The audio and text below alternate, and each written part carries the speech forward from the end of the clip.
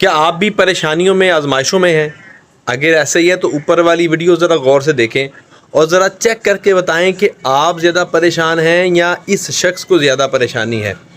دیکھ کر آپ کو یہی محسوس ہوگا یار یہ بندہ بہت زیادہ آزمائش میں ہے، ہم پر تو کوئی ایسی آزمائش نہیں۔ پرابلم پتہ کیا ہوتی ہے؟ پرابلم یہ ہوتی ہے کہ جب ہمیں کوئی مسئلہ ہوتا ہے تو ہم اپنے سے چھوٹے والے کو دیکھتے ہیں، جسے چھوٹا مسئلہ ہوتا ہے تو ہمیں اپنا مسئلہ بڑا لگتا ہے، لیکن اگر ہم اپنے سے بڑے والے کو دیکھیں جس کو ہم سے بھی زیادہ پرابلم ہے تو ہمیں پھر اپنا مسئلہ چھوٹا لگے گا۔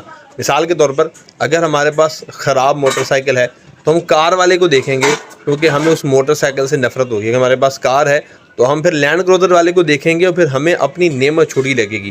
جبکہ ہونا کیا چاہیے؟ ہونا یہ چاہیے کہ جو ہمارے پاس نعمتیں ہیں اس سے نیچے درجے پر جو لوگ ہیں ان کو دیکھیں گے تو ہمیں اپنی نعمتوں سے محبت ہوگی۔